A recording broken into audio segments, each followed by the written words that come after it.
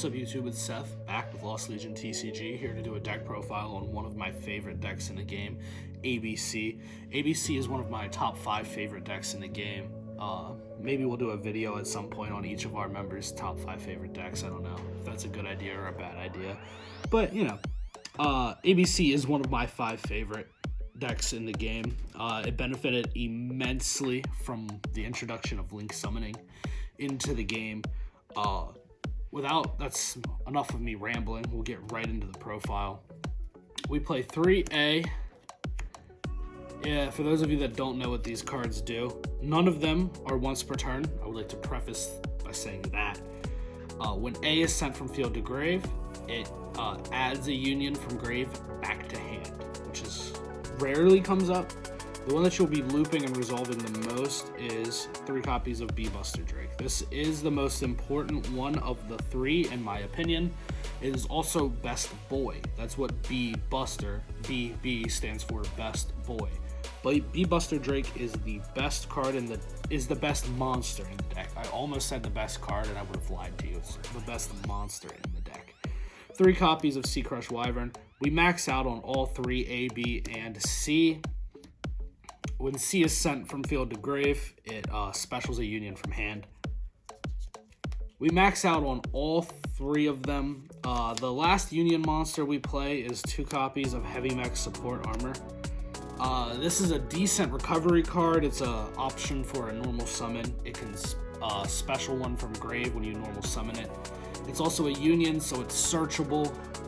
We play 3 copies of an honorary ABC card, Galaxy Soldier. This card is incredible. As far as I'm concerned, this says ABC Soldier. This card, it lets you put pieces in grave. It lets you put an infinity on board. It's now searchable in the deck. And then onto 2 1-ofs that you do not want to draw. We play 1 Union Driver, 1 Photon Orbital. This card is incredible. They both serve a purpose. You will go through both of them in an ideal hand. With the reprint of Photon Orbital, this deck is now pretty budget, actually. Galaxy Soldiers have a little bit of a price tag to them, but the deck's pretty budget with the reprint of Orbital. It's no longer stupid expensive. It's like $8, I think, at the time of recording this video. We play a decent number of hand traps simply because we have the space to. We play 3 copies of Ghost Ogre. It's an additional possible discard for Galaxy Soldier. 3 copies of Ghost Bell just because it's really good right now. And 2 copies of Ash Blossom because Ash is the most generic hand trap in the game. That's it for the monsters. It's a little bit lower of a monster count than I normally play in my decks, and that's okay. It works well. You only generally need to see a piece. Onto the spells, we play 3 copies of the best card in the deck, 3 copies of Union Hanger. This is the best card in the deck. It's not close. This card is insane. There's a 1-card combo with it. In fact, this card is so good, we actually play 4 copies of it with a Terraforming. Next up is 3 copies of Unauthorized Reactivation. This card allows you to play better with hands that do not have Union Hanger. Unauthorized Reactivation becomes a pseudo Union Hanger without the search. We play 3 Cosmic Cyclone. This is a meta call.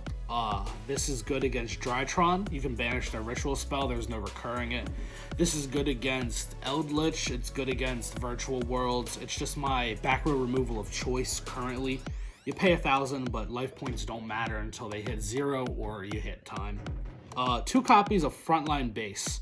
I started playing this card as a joke after I saw it in a few lists, and then I quickly fell in love with it, and I will probably never take it out. This card becomes an extender. It allows you to save your normal summon, which this deck is not normal summon reliant, but it is very much in need of its normal summon. The last 2 spells are 2 power 1-ofs, a Foolish and a Reborn.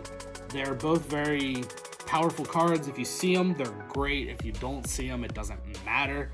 The last 2 cards in the deck are 2 copies of a card that I've been testing it, And since Yu-Gi-Oh! Is now in a place where it's slower and it's much more of a grind game, I've been testing the Union Scrambles. This might be a futile attempt on my end to bring back non-generic trap cards to Yu-Gi-Oh! But this card is good. It resurrects 3 of your banished materials, and it also has a grave effect to recur a piece from your grave to your hand. It's not a blowout by any means, but there are hands where seeing it just makes your hand that much better. And plus, your opponent will never see this card coming. Never. That's it for the main board. Should be 40 exactly, if I counted correctly. Onto the extra deck, we play 3 copies of ABC Dragon Buster. It wouldn't be ABC if we didn't play 3 copies of ABC. This card is a couple years old now, but it's still just incredible. It's inherent summon. It banishes cards. It recurs resources from your banished pile. This card's incredible. That's it for the fusions. Unfortunately, we're not playing anything with the VWXYZ cards. I would love to try to summon A to Z, but it's just not feasible, in my opinion. At least not in a competitive setting. Link Monsters, we play 1 copy of IP. This card is really good in this deck. We play 1 copy of Union Carrier. We're allowed to play Union Carrier because we're actually playing the deck it's supposed to be played in, and we're not doing anything degenerate with it. Don't you yell at me in the comments. We're playing 1 copy of Cross Sheep. We're playing Fusion Monsters. It gives you extenders. Pretty self-explanatory. We're playing a Nightmare package. 1 Phoenix, 1 Cerberus, 1 Unicorn. The Unicorn most of the time exists to go into off of the IP if you don't have the necessary materials for a higher Link monster. The other 2 are just generic Link 2s, semi-generic Link 2s, that you can use to put your pieces into grave to trigger their effects. Phoenix pops back row, Cerberus pops special summon monsters in the main monster zone. They're both, everybody knows what these cards do, but they serve additional purposes within the ABC strategy. We play a decent count of high Link monsters. We play 1 copy of Mech Knight Crusadia Abramax. There are decks in this game that just cannot handle a singular Abramax. This card is incredible, can't be targeted. You can't run over it in battle.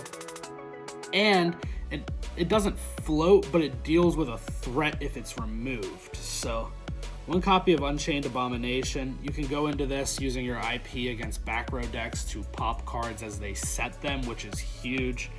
1 copy of Apollosa, which isn't the best card in the game right now, but it still is good. It's really good against Rogue. It's really good in a handful of semi-rogue matchups. It's still a good card.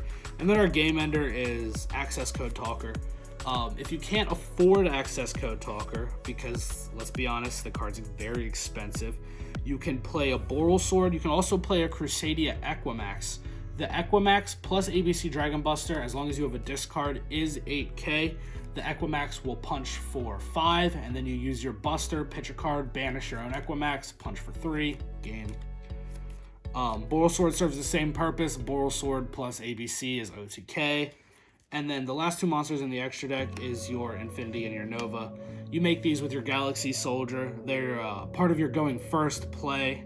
It's an interruption. And Infinity in a simplified game state is one heck of a card to have to deal with. It's Omni Negate, it can clear threats, it's just an incredible card. That's it for the profile. Thanks for watching. This has been Seth with Lost Legion TCG. Give us a like, a comment, subscribe. Let us know how we're doing, and I'll see you next time.